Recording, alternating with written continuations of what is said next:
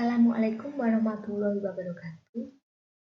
Salam sejahtera bagi kita semua. Saya Edwin Sofiana Satriani, perwakilan dari kelompok 4, akan melanjutkan presentasi review buku Memahami Ilmu Politik Ramlan Surbakti, bab 6 yang berjudul Sistem Perwakilan Kepentingan. Kita akan memulainya. 3 faktor yang menjadi basis sosial ekonomi bagi munculnya lembaga penghubung atau kelompok kepentingan yaitu diversifikasi pekerjaan, urbanisasi, dan industrialisasi. Pihak negara atau pemerintah muncul kesadaran akan pentingnya berbagai asosiasi yang mewakili kepentingan yang berbeda sebagai penghubung antara masyarakat dan pemerintah. Kesadaran itu timbul karena berbagai faktor. Permasalahan muncul tidak hanya mengenai dari asosiasi, tetapi juga pula hubungan antara asosiasi dan pemerintah. Secara umum, sistem perwakilan kepentingan dibagi menjadi dua, yaitu pluralisme dan korporatisme.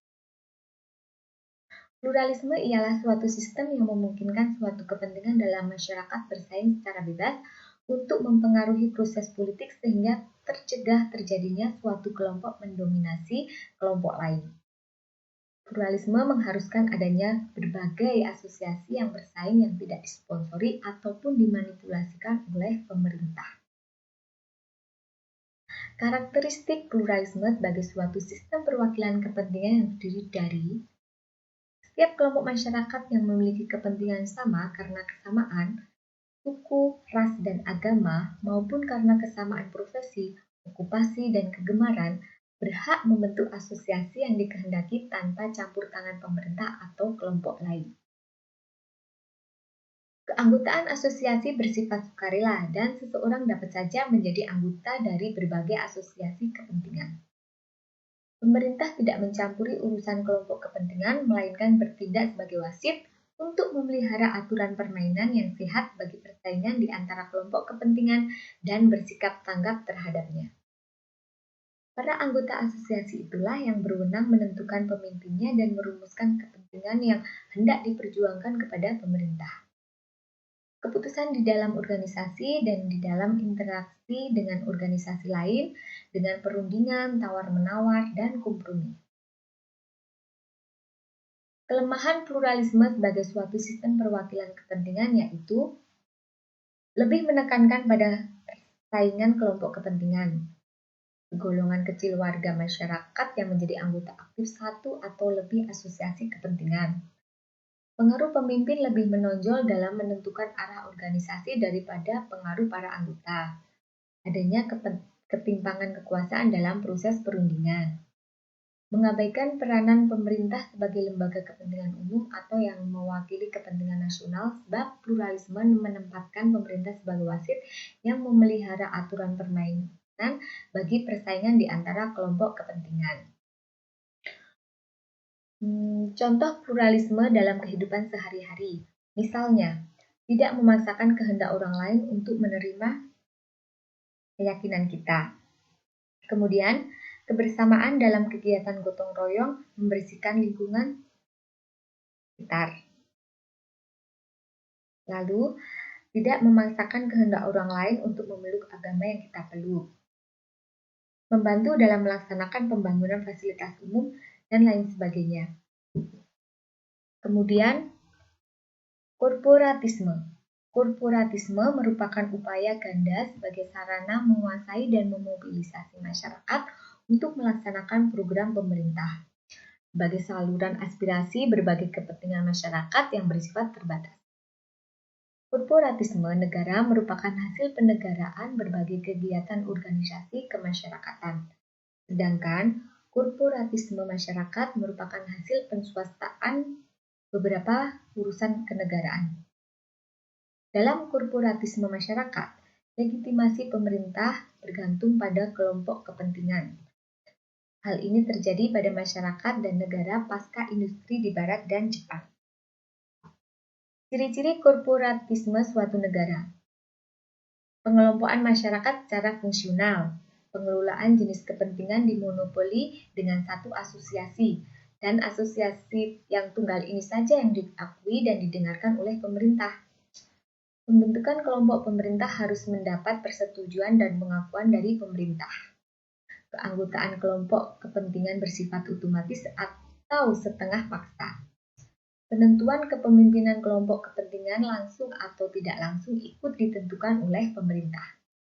Artikulasi kepentingan dari kelompok-kelompok harus berkisar pada kerangka umum yang ditetapkan pemerintah. Contoh korporatisme di Denmark. Denmark juga mengembangkan negara korporatis sejak tahun 1660. Ketika absolutisme dan sentralisme menggantikan stabilitas yang sebelumnya ada. Proses ini dikonsolidasikan pada paruh kedua abad ke-19 oleh perubahan politik dan konstitusi yang dimotivasi oleh kekalahan di Prusia. Ini membangkitkan sentimen nasionalis yang kuat yang memfasilitasi konsolidasi negara korporatis. Gelombang asosiasi yang kuat berkembang antara petani, pengusaha kecil, dan serikat pekerja. Namun, asosiasi ini memiliki karakter yang lebih mandiri karena mereka menentang elit penguasa dan pemilik tanah. Para petani berhadapan dengan pemilik tanah dan kemudian antara tahun 1880 dan tahun 1890, para pekerja berhadapan dengan para pengusaha membawa perjuangan kelas ke dimensi lain. Kemudian kelompok kepentingan. Interest group atau kelompok kepentingan ialah sejumlah orang yang memiliki kesamaan sifat, sikap, kepercayaan, dan atau tujuan yang sepakat mengorganisirkan diri untuk mencapai tujuan. Menurut jenis kegiatan, dikenal berbagai macam kepentingan seperti profesi, okupasi, keagamaan, kegemaran, lingkungan hidup, kepemudaan, dan kewanitaan.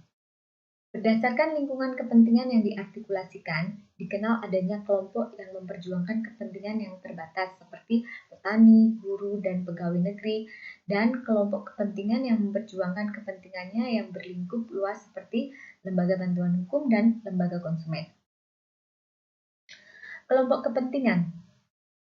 Kelompok kepentingan menurut Gabriel Almond dibagi menjadi 4. Yaitu kelompok kepentingan anomik. Kelompok ini terbentuk akan adanya kepentingan secara spontan dan berorientasi pada tindakan dengan segera. Contoh demonstrasi, pemogokan, dan huru-hara merupakan cara-cara yang digunakan untuk memperjuangkan kepentingan. Kedua, kelompok kepentingan non-asosiasi. Kelompok ini terbentuk apabila terdapat kepentingan yang sama untuk diperjuangkan. Contoh, suku, ras, dan kedaerahan. Ketiga, kelompok kepentingan institusional. Suatu kelompok kepentingan yang muncul di dalam lembaga-lembaga politik dan pemerintahan yang fungsinya bukan mengartikulasikan kepentingan. Contoh, angkatan bersenjata, birokrasi, dan partai politik.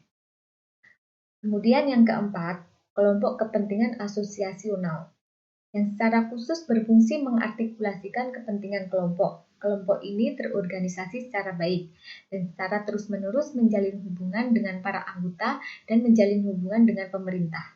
Contoh, Kamar Dagang dan Industri, Serikat Pekerja, Himpunan Petani, dan Ikatan Dokter. Kemudian, contoh lain yaitu ada organisasi serikat buruh yang berusaha memberikan tekanan pada pemerintah agar mengambil kebijakan yang berpihak pada kaum buruh seperti upah layak, perlindungan tenaga kerja, dan lain-lain.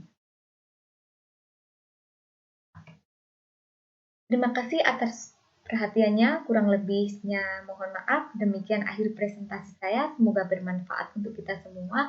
Wassalamualaikum warahmatullahi wabarakatuh.